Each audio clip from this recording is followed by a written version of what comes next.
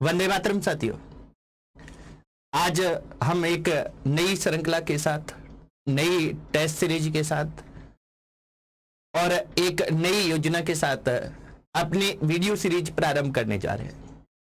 यहाँ थोड़ा सा मैं परिचय इसका दे दूं कि अपने आने वाले समय में हम चाह रहे हैं कि सभी प्रतियोगी परीक्षाएं जिनमें इतिहास राजस्थान का जीके आता है, इस राजस्थान के जीके के सभी टॉपिक हम कवर करें। मोटे तौर पर हम असिस्टेंट प्रोफेसर रीट जो भर्ती है, इनके लिए कॉमन टॉपिक है, आरएएस प्री के लिए, एसआई के लिए, उनको ले रहे हैं। बाकी सभी प्रतियोगी परीक्षाएं जहां राजस्थान जीके आता है, क्योंकि ये कॉमन टॉपिक रहते हैं, इसलिए मैं संक्षेप में या सार में ये कहूं कि सभी राजस्थान की प्रतियोगी परीक्षाओं के लिए ये टेस्ट सीरीज एक बहुउपयोगी साबित होगी, फायदेमंद साबित होगी। तो कोई अतिशयोक्ति नहीं है साथियों। यहां अपने ध्यान रखना है कि इस टेस्ट सीरीज को प्रारंभ करने का हमारा उद्देश्य एक ही है, और वो उद्देश्य ये है कि हम सभी टॉपिक सही तरीके से करें और पिछले वर्षों के प्रश्न कैसे आए हैं पेपर्स में, भविष्य में कैसे आने की संभावना है, कौन से महत्वपूर्ण प्रश्न हैं, इन सभी की चर्चा अपने इसमें करेंगे और उनकी व्याख्या करेंगे। जैसे एक क्वेश्चन से हमारे को 8, 10, 12 क्वेश्चन इंपॉर्टेंट क्वेश्चन मिलेंगे, तो उन सभी को करेंगे। तो हम, जैसे मैंने आपको बताया कि हमारा मकसद क्या है, हमारा मकसद है कि राजस्थान में जितनी भी प्रतियोगी परीक्षाएं आती हैं जिनमें राजस्थान जीके रहता है, राजस्थान की जितनी भी प्रतियोगी परीक्षाएं जिनमें राजस्थान जीके रहता है, उन सभी प्रतियोगी परीक्षाओं के लिए क्या है कि ये सीरीज है वो अत्यंत महत्वपूर्ण रहने वाली है। सभी प्रतियोगी परीक्षाओं के लिए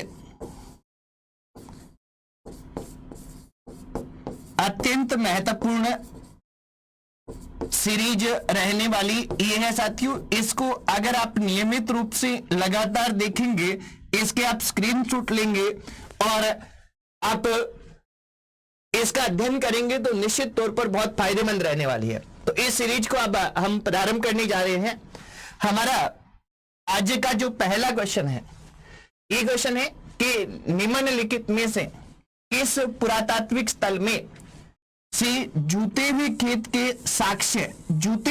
के साक्ष्य मिले हैं।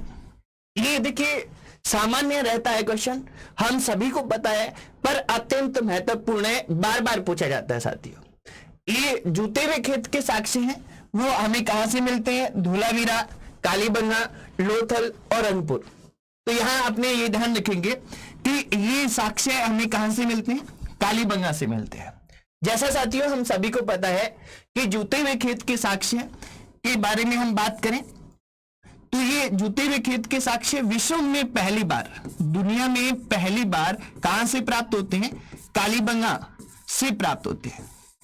विश्व में पहली बार कालीबंगा से ही क्या है, ये जूते हुए खेत के साक्ष्य प्राप्त होते हैं। और जूते हुए खेत के साक्ष्य के अलावा कालीबंगा से बहुत से प्रमाण हैं जो दुनिया में पहली बार मिलते हैं। ये अपने को विशेषकर ध्यान रखना है। तो विश्व में पहली बार हमें कालीबंगा से क्या प्राप्त होता है उसकी हम बात करते हैं। एक तो हमें, जैसा हमारा क्वेश्चन है कि जूते हुए खेत के प्रमाण हमें कालीबंगा से दुनिया में पहली बार प्राप्त होते हैं। दूसरा, हमें शल्य चिकित्सा के प्रमाण, शल्य चिकित्सा यानी ऑपरेशन करने के जो प्रमाण मिले हैं दुनिया में पहली बार, ये दुनिया में पहली बार हमें कहां से प्राप्त होते हैं? कालीबंगा से प्राप्त होते हैं। साथियों हमें ये ध्यान रखना है कि यहां जो है, यहां से हमें एक खोपड़ी प्राप्त हुई है और इस खोपड़ी में 6 छेद है। खोपड़ी प्राप्त हुई है, जिस खोपड़ी में 6 छेद है, इससे ये अनुमान लगाया जाता है कि इस खोपड़ी का क्या किया गया था? ऑपरेशन किया गया था। तो शल्य चिकित्सा के प्रमाण हमें यहां से मिलते हैं। इसके अलावा हमें यहां से क्या मिलता है? इसके अलावा हमें यहां से भूकंप के साक्ष्य मिलते हैं भूकंप के प्रमाण मिलते हैं। भूकंप के प्रमाण भी दुनिया में पहली बार कहां से प्राप्त हुए हैं? भूकंप के प्रमाण भी यहां से मिले हैं, कालीबंगा से। इसके अलावा कालीबंगा की और बात करें तो हमें यहां से ऊंट की हड्डियां दुनिया में पहली बार मिली है। ऊंट की हड्डियां है ये दुनिया में पहली बार मिली है। इसके अलावा हमें क्या मिला है? कपास के बीज है, ये दुनिया में पहली बार कालीबंगा से मिले हैं। और इसके अलावा हमें और क्या मिला है? कालीबंगा से, कालीबंगा से हमें मिला है वो ये 5 और एक थोड़ा मेरे ध्यान में नहीं आ रही, बहुत ही महत्वपूर्ण चीज है, कालीबंगा से प्राप्त होती है। शल्य चिकित्सा, जूते हुए खेत के प्रमाण, भूकंप, ऊंट की हड्डियां, कपास के बीज और लकड़ी की नालियां यहां से प्राप्त होती है। यहां ध्यान रखेंगे साथियों, लकड़ी की नालियां जो है ये क्या है? इस तरह से एक पेड़ था, उस पेड़ के बीच में से क्या है? ये लकड़ी निकाल ली गई और साइड में ये क्या है? इसका जो तना है, ये तना खोखला रख लिया गया। ये इस तरह से जो खोखला तना है इसकी नाली बनाई गई और इसको क्या है कि जो दीवार होती थी उस दीवार के सहारे लगा दिया जाता था और ऊपर से पानी को नीचे लाने में उपयोग में करते थे। तो लकड़ी की जो नालियां हैं, ये लकड़ी की नालियां दुनिया में पहली बार हमें कहां से प्राप्त होती है? कालीबंगा से प्राप्त होती है। ये 6 प्रमाण हमारे हैं जो क्या है कि कालीबंगा से पहली बार मिले हैं दुनिया में। इसके अलावा भी कालीबंगा से बहुत से क्वेश्चन है, पर ये अत्यंत महत्वपूर्ण है, इस पर हम विशेष फोकस करेंगे। ठीक है, इसके अलावा धोलावीरा है। तो धोलावीरा जो है ये गुजरात में है। जैसा हम सभी को पता रहता है कि गुजरात राज्य में धोलावीरा है। धोलावीरा इस सभ्यता का एकमात्र स्थल था, हड़प्पा सभ्यता का एकमात्र स्थल था जो 3 भागों में विभक्त था। 3 भागों में विभक्त था धोलावीरा, ये रहता है। साथ में धोलावीरा है, यहां से सर्वश्रेष्ठ जल प्रबंधन प्राप्त होता। यहां से सर्वश्रेष्ठ जल प्रबंधन है। ये सर्वश्रेष्ठ जल प्रबंधन हमें यहां से मिलता है। लोथल, लोथल भी कहां पे है? लोथल भी गुजरात में है। और लोथल से हमें क्या मिला है? लोथल से हमें बंदरगाह मिला है। बंदरगाह या इसको योगगार्ड कह देते हैं। तो ये बंदरगाह मिला है। ये क्या है कि हड़प्पा सभ्यता की सबसे बड़ी संरचना है। हड़प्पा सभ्यता है, इस हड़प्पा सभ्यता की सबसे बड़ी संरचना कौन सी रहती है? सबसे बड़ी संरचना जो इमारतीय संरचना है वो लोथल से मिला हुआ बंदरगाह है। ये क्वेश्चन भी आता है। रंगपुर है, ये गुजरात में है। तो रंगपुर स्थान का अपने को ध्यान रख लेना है कि ये गुजरात में। तो ये हमारा पहला क्वेश्चन, इसका आप स्क्रीनशॉट ले सकते हैं और इसके बाद हम आगे बढ़ते हैं। देखिए साथियों, अपने क्या कि कोई भी क्वेश्चन देखेंगे उसके बहुत सी व्याख्या में हमारे पास अन्य महत्वपूर्ण क्वेश्चन हमारे सामने आएंगे, तो आप उनको नोट करते जाइए साथ साथ और स्क्रीनशॉट भी लेते जाइए, ताकि क्या है कि हम अच्छे से टॉपिक वाइज इनके क्वेश्चंस तैयार कर सकें। आज जो राजस्थान सामान्य ज्ञान के हम क्वेश्चन लेके आए हैं वो प्राचीन सभ्यताओं के लेके आए हैं। राजस्थान की जो प्राचीन सभ्यता है उनके, और नेक्स्ट जैसे ही टॉपिक अगला लेके आएंगे, जैसे मेवाड़ का इतिहास प्रारंभ करेंगे, तो मेवाड़ का इतिहास में आपको बता दिया जाएगा कि इतने से इतने पहले लेके आ रहे हैं टेलीग्राम चैनल पर, जो आपको यहाँ दिख रहा होगा स्क्रीन पर। इस टेलीग्राम चैनल को आप ज्वाइन कर ले, क्योंकि टेलीग्राम चैनल पर आपको सभी तरह की सूचनाएं एक दिन पूर्व दे दी जाएगी, ताकि क्या होगा कि हम जो भी टॉपिक का वीडियो लेके आ रहे हैं उसकी पहले से आप तैयारी करके आए, और जैसे ही आपके सामने क्वेश्चन आए तो आप क्या कि स्पष्ट तौर पर इसका उत्तर दे पाए, अपना मूल्यांकन कर पाए। ये आप नीति अपनाएंगे तो वह भी फायदेमंद रहने वाली है साथियों। अब देखिए अपने क्वेश्चन नेक्स्ट क्या है कि आहड़ का प्राचीन नाम क्या है? आहड़ का प्राचीन नाम क्या था? ताम्रवती नगरी, आघाटपुर, ये आघाटपुर है, आघाटपुर, धूलकोट, बेराट, अब देखिए यहां अपने ध्यान रखेंगे कि ताम्रवती नगरी है, ये हमारा यहां उत्तर रहेगा। ताम्रवती नगरी है, ये आहड़ का क्या है, प्राचीन नाम है, और इस प्राचीन नाम है और इसको ताम्रवती नगरी क्यों कहते हैं, तो यहां ये अपने को ध्यान रखना है कि ये जो है यहां तांबे के सर्वाधिक उपकरण प्राप्त हुए हैं। तांबे के सर्वाधिक उपकरण प्राप्त होने के कारण इसको ताम्रवती नगरी कहा जाता है। देखिए साथियों, यहां एक क्वेश्चन अक्सर पूछा जाता है प्रतियोगी परीक्षाओं में, वो ये पूछा जाता है कि ताम्र युगीन सभ्यताओं की जननी किसको कहते हैं। तो यहां ध्यान रखेंगे कि ताम्रवती नगरी तो हम क्या कहते हैं, आहड़ को कहते हैं, परंतु ताम्र युगीन सभ्यताओं की जननी है, ये हम गणेश्वर को कहते हैं। किसको कहते हैं साथियों, ये हम गणेश्वर को कहते हैं। ये आप ध्यान रखेंगे, गणेश्वर शिखर में है, हम आगे देख लेंगे जहां भी ये आएगा। क्योंकि इसको ताम्र युगीन सभ्यताओं की जननी क्यों कहा जाता है, क्योंकि तांबे के सबसे ज्यादा उपकरण तो कहां मिले हैं, आहड़ में मिले हैं, परंतु जो गणेश्वर है, यहां गणेश्वर से हमें तांबे के सर्वाधिक प्राचीन उपकरण मिले हैं, सबसे अधिक प्राचीन उपकरण मिले हैं, और जिनमें मछली पकड़ने के कांटे सबसे अधिक संख्या में मिले हैं। तो ये अपने ध्यान रखेंगे।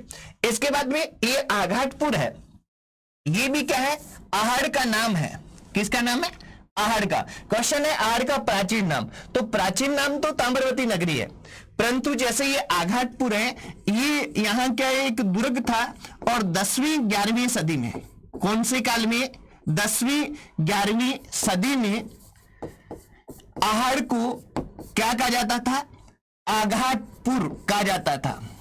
आघाटपुर यहाँ एक दुर्ग था, और 10वीं 11वीं सदी में आहड़ को किस नाम से जाना जाता था, ये अपने जानते थे, वो आघाटपुर नाम से जानते थे। धूलकोट नाम है, ये धूलकोट नाम भी किसका है, धूलकोट नाम भी आहड़ का है। पर यहां ये ध्यान रखेंगे कि धूलकोट आहड़ का क्या है, स्थानीय नाम है।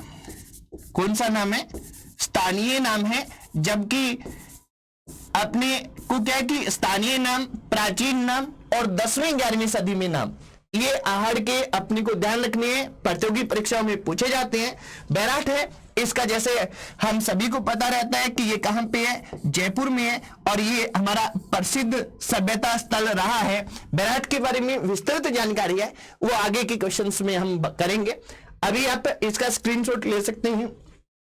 नेक्स्ट देखें तो हम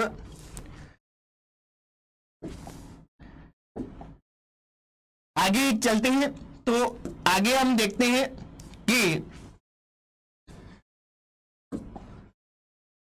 क्वेश्चन नंबर 3, मध्यमिका। ये ध्यान रखेंगे, ये थोड़ा सा यहां भी मिसप्रिंट हुआ है हल्का सा। मध्यमिका किस जिले में है, ये दो नाम है, मध्यमिका और नगरी। ये ध्यान रखेंगे कि नगरी है वो मध्यमिका का ही नाम है, कैसे है वो हम देखेंगे अभी, ठीक है।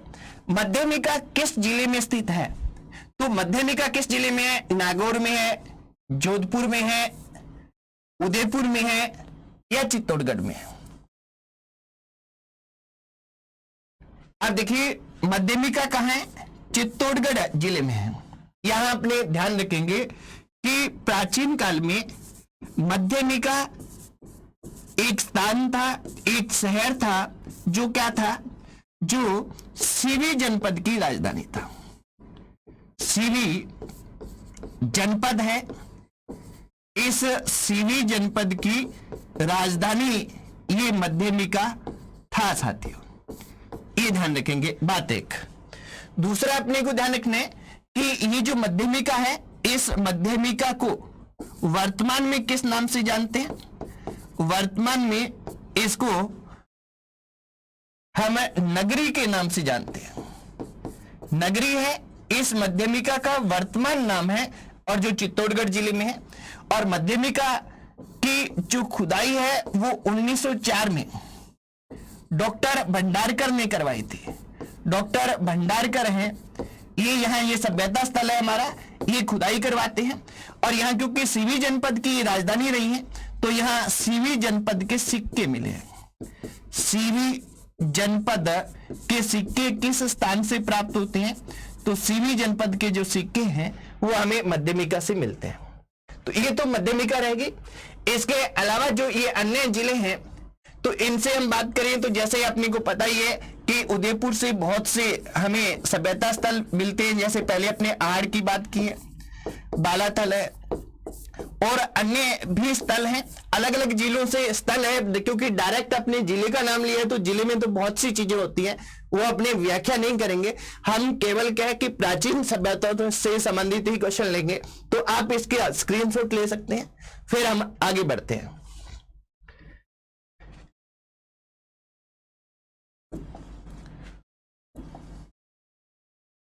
इसके बाद अगला क्वेश्चन हम देखते हैं। अगला जो हमारा क्वेश्चन है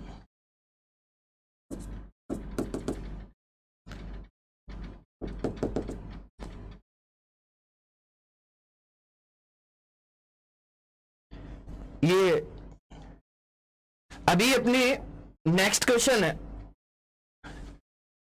अगला जो हमारा क्वेश्चन है कि किस जिले में बालाथल सभ्यता स्थित है? जी क्या पूछ रहा है? जिला पूछ रहा है, किसका पूछ रहा है? बालाथल का। इसकी देखिए आपने थोड़ी सी बात पहले ही कर ली। बालाथल का जिला तो हमने जैसे देखा है कि बालाथल है वो कहां पे है? उदयपुर में है। और अपने ये ध्यान रखना है कि बालाथल किसके लिए जाना जाता है? बालाथल में सूती वस्त्र के प्रमाण मिले। किसके प्रमाण मिले? सूती वस्त्र हैं। इस सूती वस्त्र के प्रमाण हमें कहां से मिलते हैं? हमें बालाथल से मिलते हैं। और सूती वस्त्र के प्रमाण हैं वो राजस्थान में 2 स्थानों से मिलते हैं। सूती वस्त्र के प्रमाण राजस्थान में 2 स्थानों से मिलते हैं।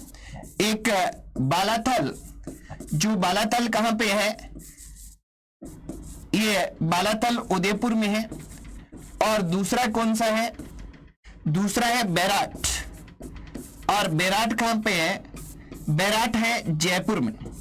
इन 2 सभ्यता स्थलों से हमें क्या है? सूती वस्त्र के प्रमाण प्राप्त हुए हैं। तो बालाथल सभ्यता का जिला पूछा है तो हमारा जिला उदयपुर रहता है, ये अपने ध्यान रखेंगे। इसका आप स्क्रीनशॉट लेना चाहें तो ले सकते हैं। फिर हम आगे बढ़ते हैं। आगे हमारा अगला जो क्वेश्चन है वह है कि वह स्थान जिसे प्राचीन भारत का टाटानगर कहा जाता है, वह स्थान जिसे प्राचीन भारत का टाटानगर कहते हैं, कौन सा है? यह हमें बताना है कि तिलवाड़ा, बाड़मेर, नगर, टोंक, रेड टोंक और नगरी चित्तौड़गढ़। नगरी पे हमने मध्यमिका पे बात कर ली है, इस पे हम ज्यादा बात अब नहीं करेंगे। तो यहां हमारा उत्तर रहेगा साथियों, ये रहेगा रेड टोंक। रेड है जो टोंक में है। यहां एशिया का सबसे बड़ा सिक्कों का भंडार प्राप्त हुआ है। एशिया का सबसे बड़ा जो सिक्कों का भंडार है, ये सिक्कों का भंडार हमें कहां से प्राप्त होता है? रेड टोंक से होता है। और इस रेड टोंक को ही हम क्या कहते हैं?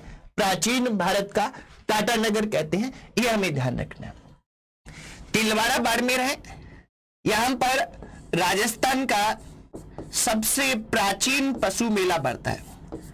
तिलवाड़ा बाड़मेर में राजस्थान का सबसे प्राचीन पशु मेला बढ़ता है। और ये जो पशु मेला है, हालांकि देखिए सभ्यता स्थल की बात कर रहे हैं अपने, सभ्यता स्थल पे भी क्वेश्चन बताऊंगा। ये जो पशु मेला है इसका प्रारंभ 1594 में मारवाड़ के शासक मोटा राजा उदय सिंह के समय होता है। मारवाड़ के शासक मोटा राजा उदय सिंह के टाइम, उदय सिंह के समय इसका प्रारंभ होता है। तो ये राजस्थान का सबसे प्राचीन पशु मेला कहां बढ़ता है, कब से प्रारंभ हुआ है, ये क्वेश्चन आता है। इसको हम ध्यान रखेंगे। नेक्स्ट अपने इसको ये भी ध्यान रखने कि ये क्या है, तिलवाड़ा और बागोर जो है ये हमारे मध्य पाषाणकालीन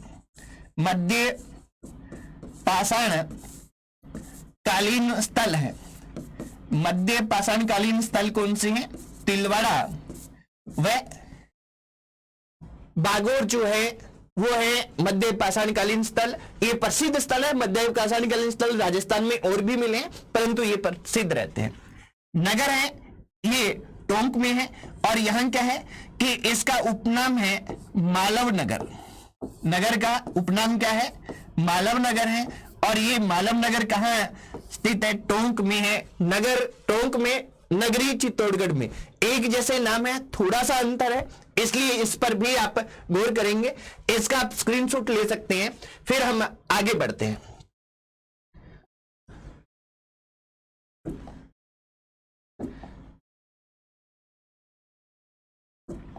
नेक्स्ट हमारा क्वेश्चन है, वो हमारा क्वेश्चन है, देखिए ये पहले ही अपने देख भी लिया है, सेम क्वेश्चन रिपीट हो रहे हैं कि किस पुरातात्विक स्थल को पूर्व में किस नाम से जाना जाता था? मालव नगर के नाम से जाना जाता था। तो इसका उत्तर है, जैसा आप सभी को पता चली गया है, कौन सा है? नगर टोंक है। नगर टोंक है। इसे क्या है? पुरातात्विक स्थल है, जिसको किस नाम से जानते थे? प्राचीन मालव नगर के नाम से जानते थे। प्राचीन नाम इसका मालव नगर था। सुनारी है, झुंझुनू है, और यहां झुंझुनू में लोहा गलाने की भट्टियां प्राप्त हुई है। लोहा गलाने की भट्टियां कहां पे प्राप्त हुई है? सुनारी झुंझुनू से प्राप्त होती हैं। इसके बाद में रेड टोंक पे हम बात कर चुके हैं, और नलियासर है जो सांबर जयपुर में है। तो ये जिला ही इसका ध्यान रखना है, यहाँ कोई विशेष अवशेष हमें प्राप्त नहीं हुए हैं, परंतु नलियासर कहां पे है ये हम ध्यान रख लेंगे कि जयपुर में। इसका स्क्रीनशॉट लेना चाहें तो आप ले सकते हैं। फिर अपने आगे बढ़ते हैं।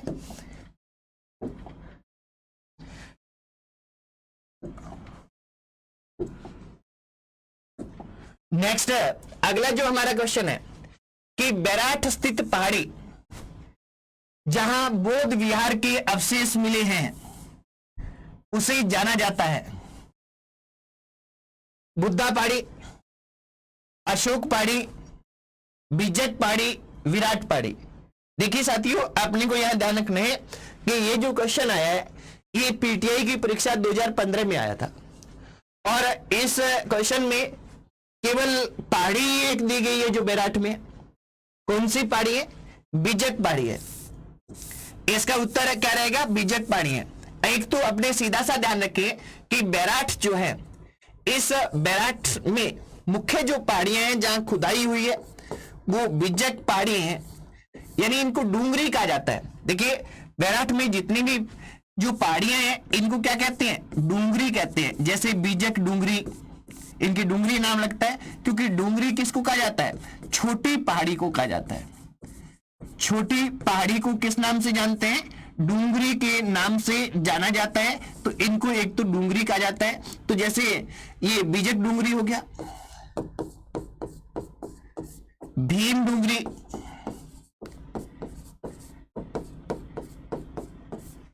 महादेव डूंगरी,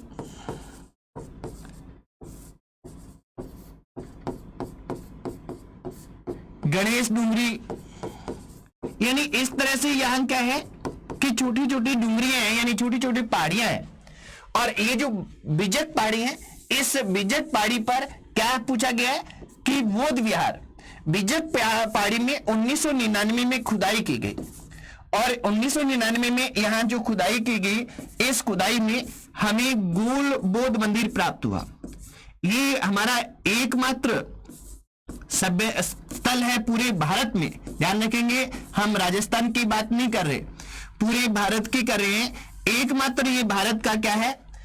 स्थल है जहां से क्या प्राप्त होता है? गोल बौद्ध मंदिर प्राप्त होता है। एकमात्र भारत का स्थल जहां से हमें क्या मिल रहा है? गोल बौद्ध मंदिर मिल रहा है। इसके अलावा भी साथियों यहां से बैराठ से हमें बहुत कुछ मिलता है। संख लिपि मिलती है बैराठ से। बैराठ से हमें और क्या मिल रहा है?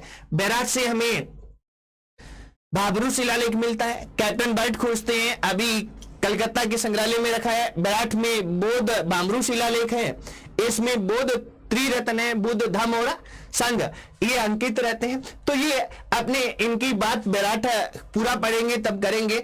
यहां अपने को ये आंसर ध्यान रखना है, इसका आप स्क्रीनशॉट लेना चाहें तो ले सकते हैं साथियों। इसके बाद में हम आगे बढ़ते हैं और अगले क्वेश्चन को देखते हैं। अगला जो हमारा क्वेश्चन है वो है कि निम्नलिखित में से कौन सा कथन सही है। निम्नलिखित में से क्या ध्यान रखना है अपने को, देखिए यहां लास्ट में जरूर ध्यान रखना है कि सही है लिखा होता है, गलत लिखा होता है, सही नहीं लिखा होता है। तो ये ध्यान रखना है कि सही पूछा जा रहा है, गलत पूछा जा रहा है। तो ये यहां देखेंगे तो गणेश्वर एक उत्खनन स्थल नहीं है, तो ये क्या है, ये गलत है, क्योंकि गणेश्वर क्या है, उत्खनन स्थल है। बेराट एक ग्राम्य संस्कृति का केंद्र था।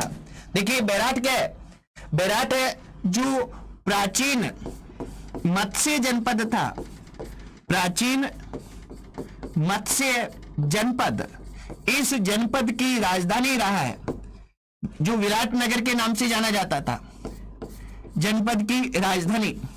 तो ये क्या है कि ग्राम्य नहीं था, ये नगरीय था, तो ये भी गलत है। कालीबंगा में लोह युग संस्कृति का उदाहरण मिला है। देखिए यहां अपने इस चीज को भी ध्यान रखेंगे कि कालीबंगा के जो लोग हैं, ये कालीबंगा के लोग तांबा से परिचित थे, कांसा से थे, कांस्य युगीन था, कांसा से तो पीतल से अपने आप थे, चांदी से थे, सोने से थे, परंतु इन्हें लोहे का ज्ञान नहीं था, लोहे का ज्ञान नहीं था, तो यह भी गलत है। तो लोहा बाद में आया है, 6वीं शताब्दी ईस्वी पूर्व में लोहा आता है। तो यहां नेक्स्ट क्वेश्चन है, आहड़वासी यों का महत्वपूर्ण व्यवसाय एस्क तांबे को गलाना, यानी तांबे का जो एस्क है उसको गलाना, ठीक है, और तांबे की वस्तुएं बनाना था। निश्चित तौर पर यह काम रहा है, क्योंकि आहड़ है, यहाँ सर्वाधिक तांबे के उपकरण मिले हैं, तांबा गलाने की भट्टियां मिली हैं, हमें तांबे की कुल्हाड़ी मिली है, तांबे की मोहरें मिली हैं, और यहाँ जितने भी बर्तन मिले हैं उनमें 90% तांबा था। तो अपने यहाँ ध्यान रखना है कि यहाँ कौन सा कथन सही है। तो यहाँ कथन ये सही है 4 नंबर। इसका आप स्क्रीनशॉट लेना चाहें तो ले सकते हैं। फिर अपने नेक्स्ट आगे बढ़ते हैं। जो अगला हमारा क्वेश्चन है वो हमारा क्वेश्चन है कि निम्नलिखित में से किस इतिहासवेता ने कालीबंगा को, निम्नलिखित में से किस इतिहासवेता ने कालीबंगा को सिंधु साम्राज्य की तीसरी राजधानी, तृतीय राजधानी कहा है। तृतीय राजधानी किसने कहा है? GH ओझा, श्यामल दास, दशरथ शर्मा, दयाराम साहनी। यहां देखिए साथियों, आपने को ध्यान रखना है कि जो सिंधु सभ्यता है, सिंधु घाटी साम्राज्य है, सभ्यता है, उसको कौन कहते हैं? डॉक्टर दशरथ शर्मा। ये सेकंड ग्रेड में पूछा गया क्वेश्चन है।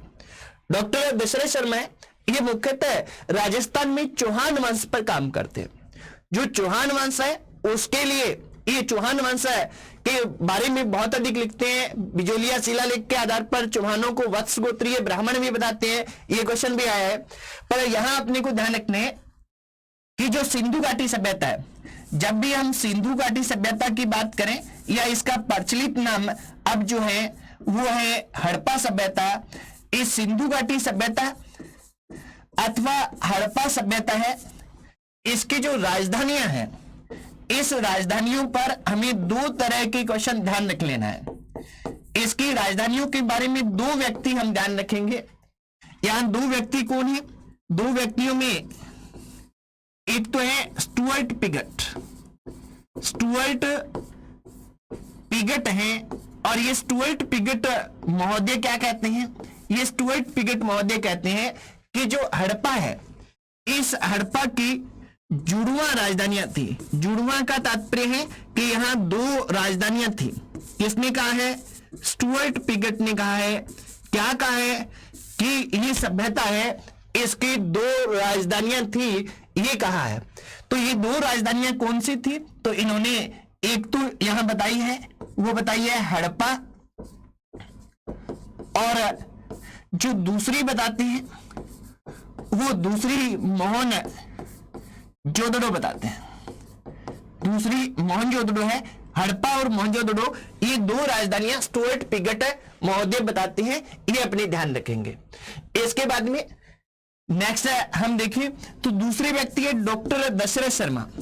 डॉक्टर दशरथ शर्मा जैसा हमारा क्वेश्चन में है, ये राजस्थान के प्रसिद्ध इतिहासकार है और मुख्यतः ये चौहानों पर लिखने का काम करते हैं, परंतु इन्होंने कालीबंगा को क्या कहा है? तीसरी राजधानी कहा है। और तीसरी राजधानी किसका कहा है? तीसरी राजधानी सिंधु सभ्यता की कालीबंगा को बताया है।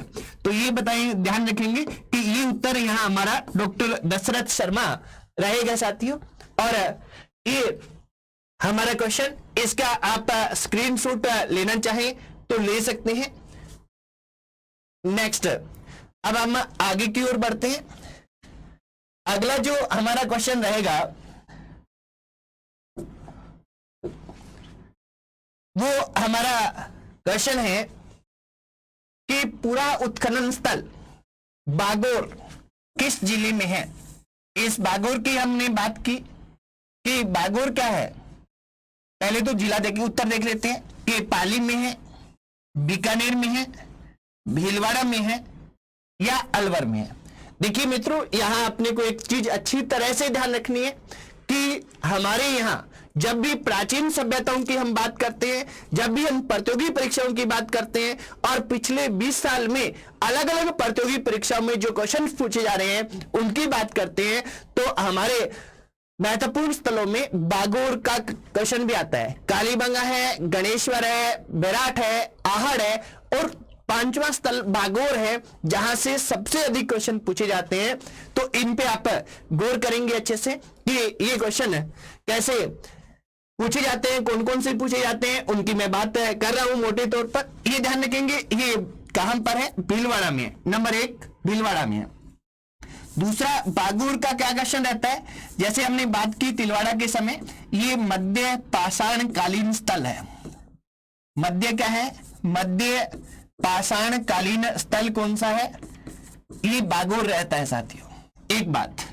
दूसरा हमें ध्यान रखना है कि मध्य पाषाण कालीन स्थल के साथ साथ में ये क्या है कि बागोर से हमें सबसे प्राचीनतम, सबसे कहने का जरूरत ही नहीं रहती जब हम प्राचीनतम कह देते हैं, पर फिर भी अपने को ध्यान रख लेना है कि यहां प्राचीनतम सबसे पुराने अवशेष मिले हैं, अवशेष प्राप्त हुए हैं। सबसे पुराने अवशेष किसके मिले हैं? पशुपालन के अवशेष हमें प्राप्त होते हैं। ये क्वेश्चन मोस्ट इंपोर्टेंट रहता है, अपने को ध्यान रख लेना है। पशुपालन के अवशेष सबसे पुराने हमें किस सभ्यता स्थल से मिले हैं? तो ये हमें बागोर से मिलते हैं, ये ध्यान रखेंगे। इसके अलावा इसका उपनाम यानी इसको किस नाम से जाना जाता है? तो इसे क्या कहते हैं? महासतियों का टीला भी कहते हैं। एक तो महासतियों का टीला किसको कहते हैं? बागोर को कहते हैं, नंबर 1। और इसको क्या कहते हैं? इसे आदिम संस्कृति का संग्रहालय कहा जाता है। आदिम संस्कृति का संग्रहालय इसको कहते हैं।